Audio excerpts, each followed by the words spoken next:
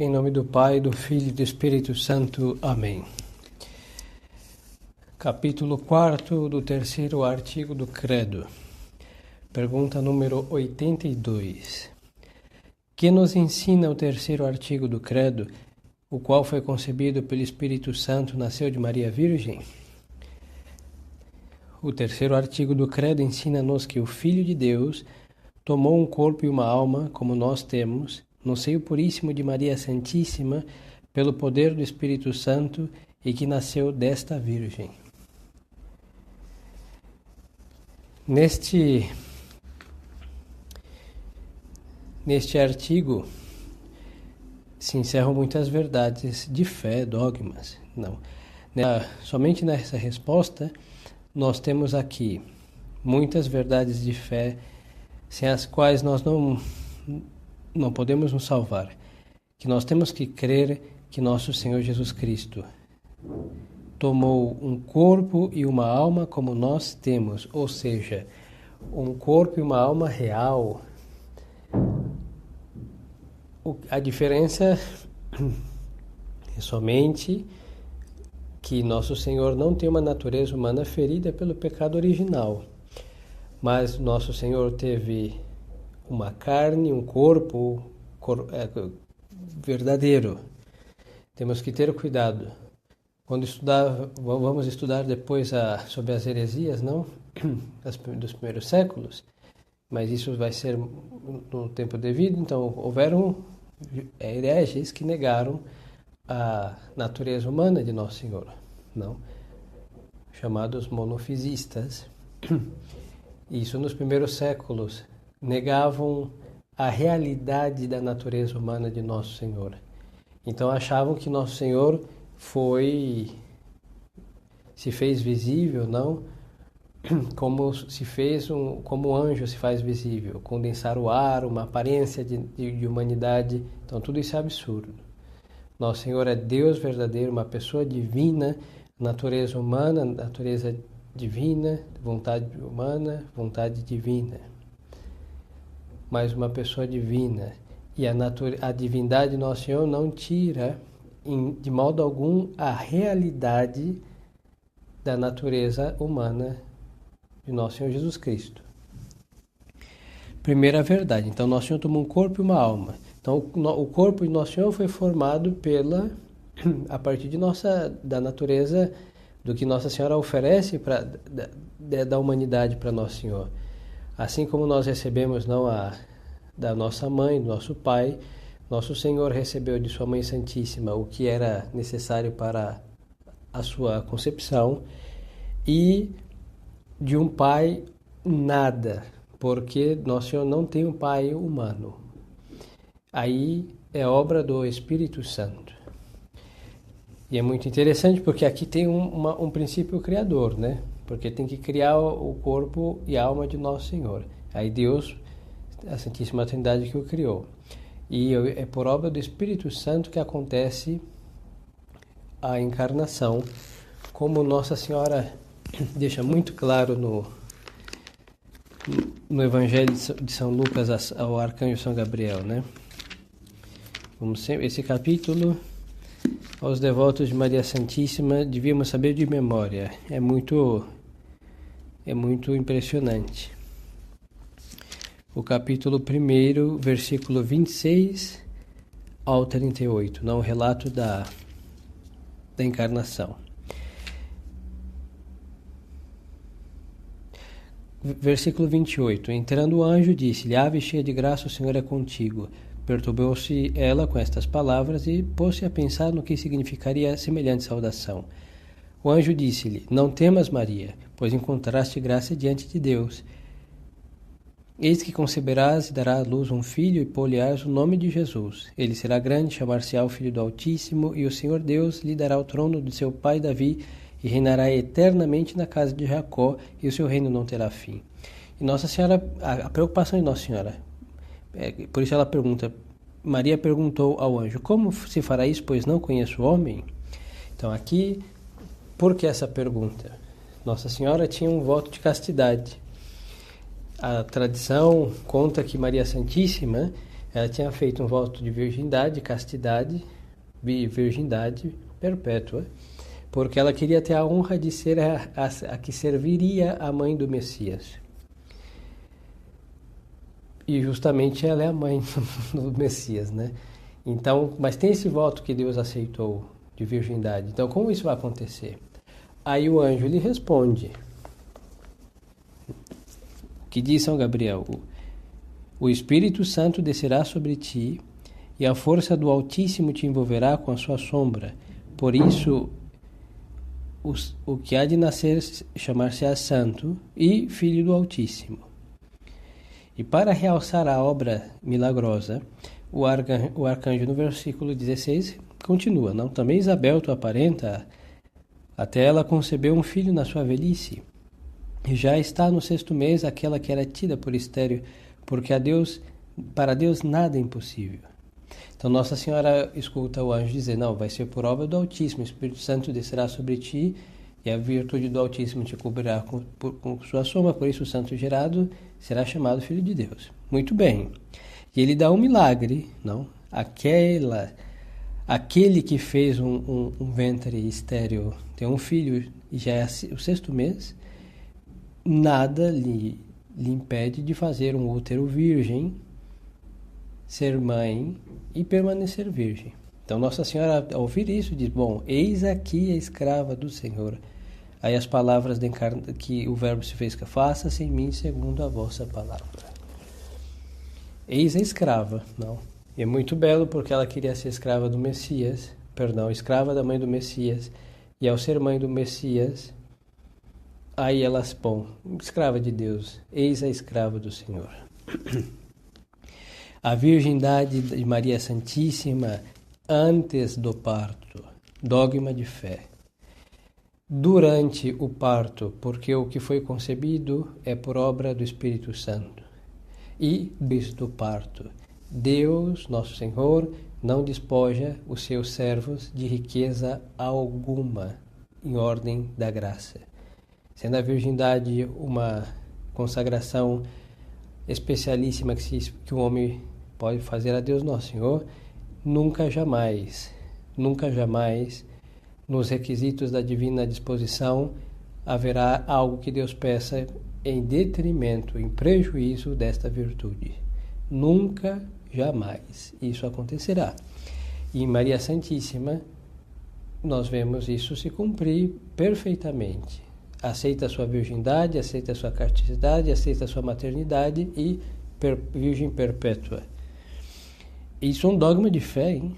Então, muitos católicos também, por ignorância ou por influência do protestantismo, acabam dizendo estupidezes. Aí vão falar: mas os irmãos de Jesus. Pois é, incrível, não? A igreja faz 2000 anos que existe e nunca leu essas passagens, justo ela que conservou a Sagrada Escritura, né? Pois é, nós somos idiotas, no mínimo.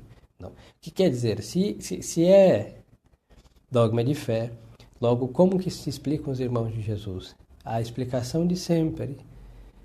Nós sabemos que esta terminologia entre os judeus mostra um parentesco de primos irmãos. Primos de primeiro grau, se chamam irmãos. Para nós não é muito diferente, nós chamamos primos irmãos, não? São primos de primeiro grau, os mais próximos.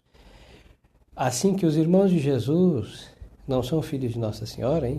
São seus sobrinhos. Só pode, não existe outra possibilidade. Uns querem aplicar a filhos de São José de um primeiro matrimônio, mas tampouco isso é muito plausível. Não seria um absurdo, mas é forçado. Sabemos que o termo irmãos, naquele então, pelo menos naquele então, não sei se até hoje entre os hebreus, designava os irmãos, os primos irmãos, não necessariamente os filhos do mesmo pai e da mesma mãe. E tanto que Nosso Senhor últimas palavras, não a São João, eis aí tua mãe, e a Maria Santíssima, eis aí teu filho, é o testamento, hein? Se tivesse uma renca de irmãos, como dizem os protestantes, Nosso Senhor não ia fazer uma coisa dessa, ia ficar com seus irmãos, mas repugna a onisciência, a onipotência ordenada de Deus Nosso Senhor, que a sua Mãe Santíssima, aquela da qual ele recebeu a sua carne sacrossanta, seu sangue adorável, não a sua natureza humana, que foi por esta natureza imolada que ele nos deu a redenção, nos remiu, nos salvou, venceu o diabo e a morte, pagou as dívidas de Adão e dos seus filhos, que esta carne fosse depois conhecida. É absurdo só de pensar, por outro homem, por santo que seja. Não. É inconcebível. Em certa ocasião, já lhes contei alguma vez, o servidor estava na fila, uma fila de um banco, e esta fila era um pouco grande. Levou algum tempo considerável, não?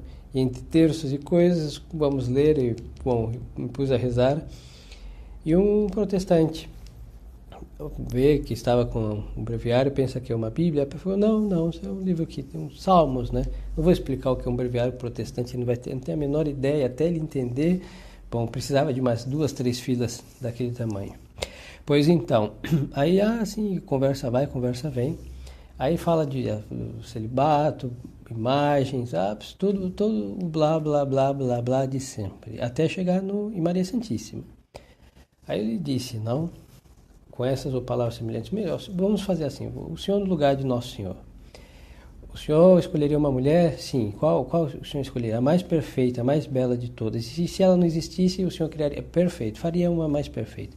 O Senhor nasceria dela e depois deixaria ela ser conhecida por um homem, por qualquer... Não. Pois então, eu falei, então, Nosso Senhor não é mais inteligente, mais sábio que o Senhor? Será assim, não? Aí ele ficou na dele. Pois é. Nós não podemos comparar, as nossas sabedorias aos olhos e criatividades, por mais gênio que pareçamos, aos olhos de Deus não é nada. Nosso Senhor fez o melhor. E a sua mãe é sua, exclusiva sua. Aquele útero foi a sua morada, a primeira morada nessa terra. E é o seu sacrário, Não é de ninguém mais. De ninguém mais. Só ele nasceu dela. E não permitiria que outro tivesse dita semelhante. Então, a virgindade de Nossa Senhora antes, durante e depois do parto. Virgem perpétua. Por isso nós chamamos sempre Virgem Maria.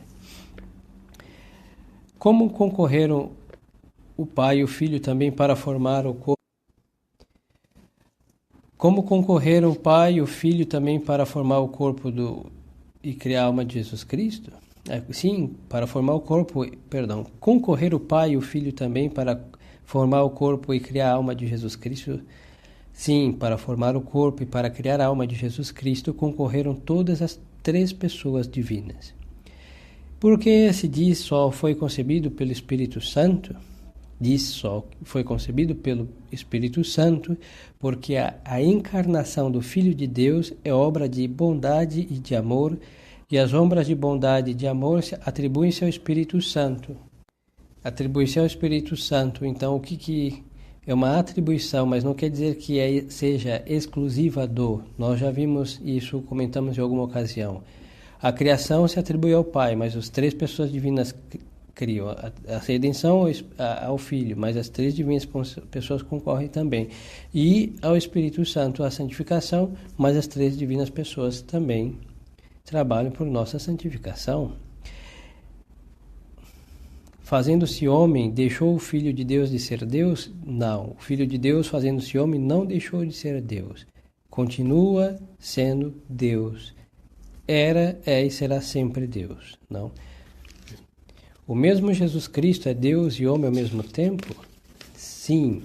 O Filho de Deus encarnado, isto é, Jesus Cristo, é Deus e homem ao mesmo tempo, perfeito Deus e perfeito homem.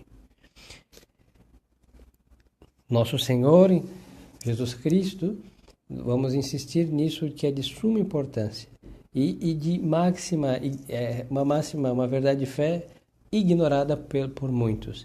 Então, Nosso Senhor é o verdadeiro Deus. Nós adoramos Nosso Senhor nos seus corpos, seu sangue, sua natureza humana é adorável, está unida à divindade. Nosso Senhor é verdadeiro homem. Sua natureza humana é real, é verdadeira. Então, Nosso Senhor teve um corpo fisicamente falando real, uma alma humana real, inteligência humana, falou, comeu, dormiu, chorou, todos esse obrar que segue, não, de uma vida humana, Nosso Senhor teve sempre no que for natural da vida humana e obviamente ordenado e não tendo as mazelas que nós temos, que complicam mais a nossa vida, que se chama pecados, desde o original aos pessoais. Mas no que for natural a natureza humana, Nosso Senhor teve, porque sua natureza humana é perfeitíssima e real, é uma real e perfeita. Quantas vontades há em Jesus? Aqui, a pergunta 88. E haverá também em Jesus Cristo duas pessoas, a divina e a humana? Não. No Filho de Deus, feito homem, há só uma pessoa que é a divina. Nosso Senhor não assumiu uma pessoa humana. Por mais que seja adorada, idolatrada, a pessoa humana no Vaticano no Vaticano II, e hoje os direitos da pessoa humana e tudo isso, né? Eles abortam, mas só que os bandidos, tudo isso tem uns direitos invioláveis, hein? São decálogos, certo? Nosso Senhor não assumiu uma pessoa humana, é uma pessoa divina, é a pessoa divina, o Verbo eterno que se encarna, que assume uma natureza humana, mas não tem uma pessoa humana, não, pessoa divina. Quantas vontades há em Jesus Cristo? Em Jesus Cristo há duas vontades, uma vontade divina e outra vontade humana. Então nós vamos fazer uma recapitulação. Nosso Senhor tem duas naturezas, humana e divina. Nosso Senhor, uma só pessoa, divina, duas vontades em Nosso Senhor Jesus Cristo, a divina e a humana. Tinha Jesus Cristo vontade livre? Sim, Jesus Cristo tinha vontade livre, mas não podia fazer o mal, porque poder fazer o mal é defeito e não perfeição da liberdade. Então, Nosso Senhor era livre, não? Porque a sua vontade humana é livre, como a vontade de todos os homens. Mas só que na liberdade, quando nós falávamos a respeito, e repitamos aqui, não é fazer qualquer coisa. Isso é um aspecto, mas entre coisas boas, escolher a melhor, não? Então, Nosso Senhor, nós vemos aí algo da vontade, também da ordem divina na natureza humana de Nosso Senhor, em que quando o menino Jesus, perdido, encontrado no templo, quinto mistério gozoso do Santíssimo Rosário, está aqui, Nosso Senhor com 12 anos, São Lucas capítulo 2, versículo 52, e Jesus crescia em estatura, sabedoria e graça diante de Deus e dos homens. É uma vontade livre, ordenada, que o menino Jesus ia se desenvolvendo conforme aquela idade, e naquela idade o mais perfeito, conforme a idade. Então, estas histórias que o menino Jesus, isso é coisa dos apócrifos, não? Que nós não devemos andar lendo os apócrifos. Sei que por aí ando editando e as pessoas curiosas. O que não está no Evangelho, hein, e nem na tradição, é porque nós não devemos saber. Pois é. Ah, mas eu queria saber, eu também, com fé em Deus Nosso Senhor e com o auxílio da sua divina graça, espero chegar no céu. E depois de chegar no céu e adorar a Divina Majestade, saudar Maria Santíssima, conhecer as constelações, hein? Deve ser magníficas, de perto. Mas antes delas, perguntar a infância de Nosso Senhor, hein? Isso é mistério. Deve ter sido impressionante. Mas então, não está nos Evangelhos. Então, o que não está nos Evangelhos e a tradição não nos relata é porque nós não devemos saber, pelo menos não agora.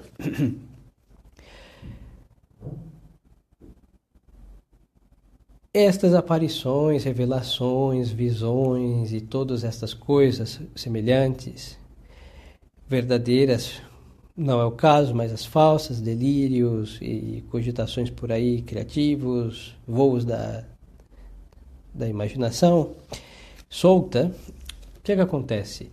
Colocam, como nos apócrifos, que o menino Jesus, por exemplo, conta que estava brincando com São Lázaro, não, todos pequenos, não, São Lázaro menino, Nosso Senhor menino, e então saiu um raio de luz da janela, não, como passando pelo vidro, e não fica aquele raio de luz assim? Pois então. Aí dizem que o menino Jesus subia e escorregava no raio de luz, escorregador, e São Lázaro menino, triste aí, porque fazia e caía no chão, não conseguia. Ou então as pombinhas, não? Que Nosso Senhor vai, faz umas pombinhas de barro, bonitinhas, sopra e elas saem voando. Pois é, poder fazer podia, hein? O menino Jesus, 2 horas depois de nascido, até no mesmo instante, podia ir voando ao templo, hein? Sentar no altar e fazer com que fosse adorado, nenhum problema, nenhum esforço. Tem anjos que podiam carregá-lo, hein? Sem nenhum esforço, ou ele por seu próprio poder, e ter pregado todo, desde o Gênesis até o último livro, e contado tudo, e revelado os segredos de corações de todos os homens, mas não fez. Não, ele não fez. Então, Nosso Senhor, porque a vontade dele, e a vontade dele livre, podia fazer essas coisas, mas em ordenada, sua vontade humana com a divina, o que faz? Nosso Senhor, em cada época, cada ano, cada fase de sua vida natural, ele ia se desenvolvendo aos olhos dos homens, porque enquanto Deus, desde a encarnação, desde a eternidade, ele é perfeitíssimo. Então, crescia em idade e graça diante de Deus e dos homens. Aí se refere à humana vontade de Nosso Senhor, à sua humana natureza, mas tudo isso em liberdade, não, totalmente livre. E como uma liberdade correta, bem usada, sempre do bem ao melhor. É uma grande desgraça, hein, da vida humana, moderna, pecadora, não? Nós temos hoje a desgraça de escolher o mal menor. Este é o critério de ação dos mais zelosos e piedosos do nosso século. Mas só que, segundo Deus, se escolhe do bem ao melhor, não do mal ao pior. É ao revés, não? Então, numa liberdade bem usada, na nossa mesa não está posto o mal e o deplorável para ser escolhido. Está posto o bem, o melhor, o óptimo para ser escolhido, não o contrário. Então, Nosso Senhor vai escolher sempre o melhor, não? E nós vemos aí também o mais árduo para nos deixar a lição do sacrifício, que é justamente o que a nossa natureza humana ferida pelo pecado é adversa à cruz. E Nosso Senhor vai escolher tudo, o mais árduo e o melhor, sempre. Livre.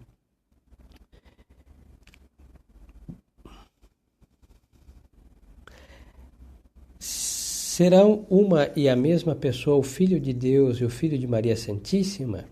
Sim, o Filho de Deus e de Maria Santíssima são a mesma pessoa, isto é, Jesus Cristo, verdadeiro Deus e verdadeiro homem. Ninguém mesmo na face da terra e no céu, somente uma pessoa pode se dirigir a Deus, não? Com verdade e dizer assim: Deus, meu filho. Maria Santíssima pode dizer isso com toda a verdade. O Senhor, ao ouvir isso, diz: sim, senhora, minha mãe, diga. Vai respondê-la assim. Agora, o contrário, não existe ninguém salvo lá no céu que Deus Nosso Senhor vai chamar de mãe. E quem será? Maria Santíssima. Não vai chamar a ninguém, a nenhuma mulher, por santa e piedosa que seja, não. Sua mãe é Maria Santíssima, hein? E a mãe do Verbo encarnado.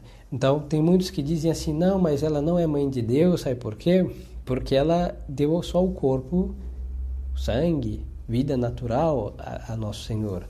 Então, ela não é mãe dele. Pois é. Se assim fora, nós não teríamos mãe, porque as nossas mães fazem absolutamente a mesma coisa. Mas o fruto disso é o quê? Uma pessoa que nasce, a maternidade recai sobre esta pessoa nascida.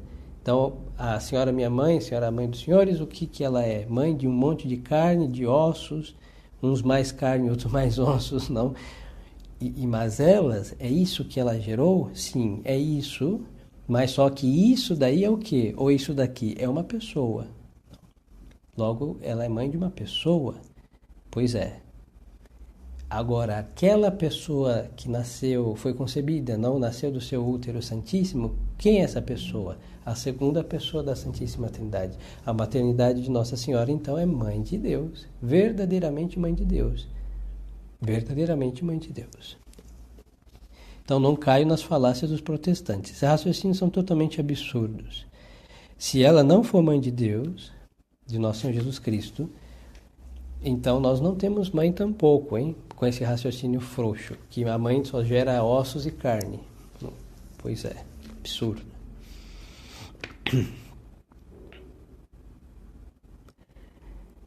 E como Nosso Senhor, na sua encarnação, não assumiu uma pessoa humana, logo a mesma pessoa nascida de Maria Santíssima é a pessoa eterna gerada pelo Eterno Pai.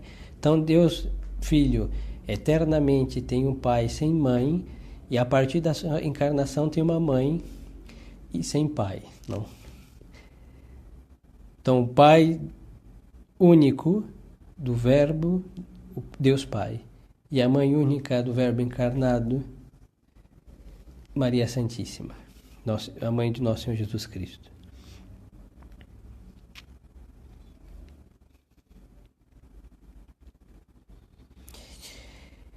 E a Virgem Maria, sempre Virgem Maria, será mãe de Deus? Sim, Maria Santíssima é mãe de Deus porque é mãe de Jesus Cristo, que é verdadeiro Deus. Sempre quando tocarem por negar algo que deveriam afirmar, ou afirmar algo que deviam negar, não, aí vem a heresia.